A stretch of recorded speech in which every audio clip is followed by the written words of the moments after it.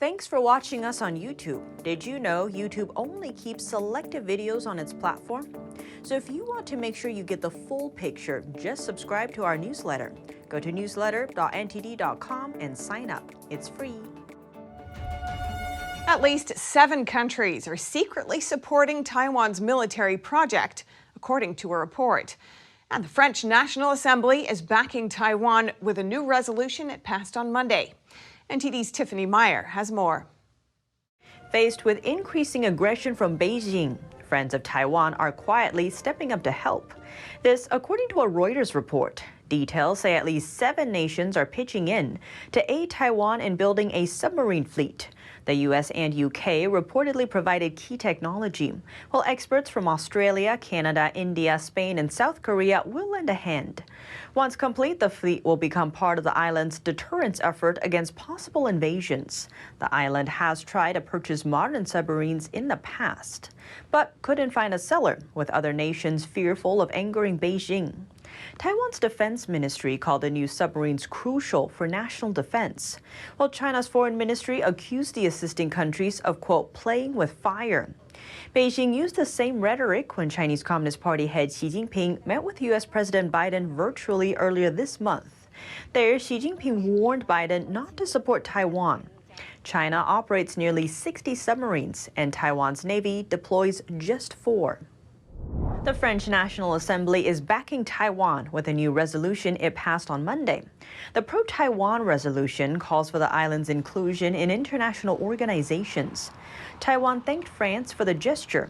The island's foreign ministry praised the resolution as historic. It says Taiwan and France have a long-standing relationship based on democracy, freedom, and human rights.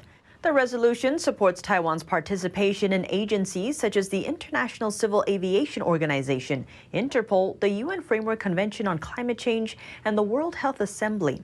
China claims Taiwan as its own territory. It rejects any attempts by the self-ruled island to participate in international organizations. French lawmakers promoted the resolution's passage on Twitter, but Beijing voiced strong opposition, claiming it conforms to U.S. pressure and that it won't have a real impact. The French Senate passed a similar resolution in May. The chief of Britain's Secret Intelligence Service gave his first public speech. Richard Moore, speaking at the International Institute for Strategic Studies, said it's unusual for heads of MI6 to give public speeches and be open, but that it's something he wants to change. Firstly, to better integrate within the democracy, and secondly, to adapt to the changing nature of the threats faced by modern intelligence agencies. NTD's Malcolm Hudson has more on this. In his first public speech since taking up the post, MI6 Chief Richard Moore detailed his key priorities for the agency. The biggest one, he said, is China. Adapting to a world affected by the rise of China is the single greatest priority for MI6. The Chinese Communist Party leadership increasingly favor bold and decisive action, justified on national security grounds. The days of Deng Xiaoping's hide your strength, bide your time are long over. Moore said he sees areas of cooperation with Beijing, such as trade, but he stressed that China, as an authoritarian state, has different values from us. Beijing has seriously eroded Hong Kong's one country, two systems framework and removed individual rights and freedoms in the name of national security. Its surveillance state has targeted the Uyghur population in Xinjiang, carrying out widespread human rights abuses, including the arbitrary detention of an estimated 1 million Muslims. Moore noted that the Chinese regime has exported made-in-China surveillance technology to other governments. This, he said, serves to expand its web of authoritarian control worldwide. In his speech, Moore warned of large-scale espionage operations against Britain and its allies. He said that Chinese spies exploit the open nature of our societies, including through social media operations, to distort public discourse and influence political decision-making. Malcolm Hudson, NTD News, London. Sheriff in Los Angeles declared they will not be working with a COVID-19 testing provider due to connections with China. Here's NTD's Eileen Ang with more details.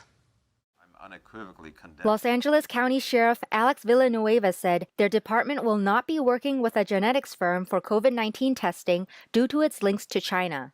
In a letter to the Los Angeles Board of Supervisors on Monday, Villanueva said the FBI informed him that Fulgent Genetics had strong ties to the Chinese Academy of Medical Sciences, which is controlled by the Chinese Communist Party. He wrote, "I was even more shocked to learn Fulgent made no attempt to disguise the fact they will use the genetic information obtained in future studies." According to Fulgent's website, they may disclose de-identified patient information for general research purposes with third parties like universities, hospitals, other laboratories, and commercial collaborations with private companies. Villanueva said the department will continue using their current system and will not associate themselves to Fulgent. In a statement to Fox LA, the LA County Supervisor said the county's contract with Fulgent prohibits disclosure of info without county's permission, but will take immediate action if there's a credible threat. Eileen Ang, NTD News, California. Mark Meadows, former President Trump's White House Chief of Staff, has agreed to cooperate with a House panel investigating the January 6th Capitol breach. The committee's chairman made the announcement. Congressman Benny Thompson said in a statement that Meadows has produced records and will soon appear for an initial deposition, but the panel will continue to assess his degree of compliance. The agreement comes after 2 months of negotiations between Meadows and the committee. Meadows' lawyer said this cooperation would not require Meadows to waive executive privilege, nor forfeit the long-standing position that senior White House aides cannot be compelled to testify before Congress. Mehmet Oz, best known as Dr. Oz, announced that he's running for the U.S. Senate in Pennsylvania.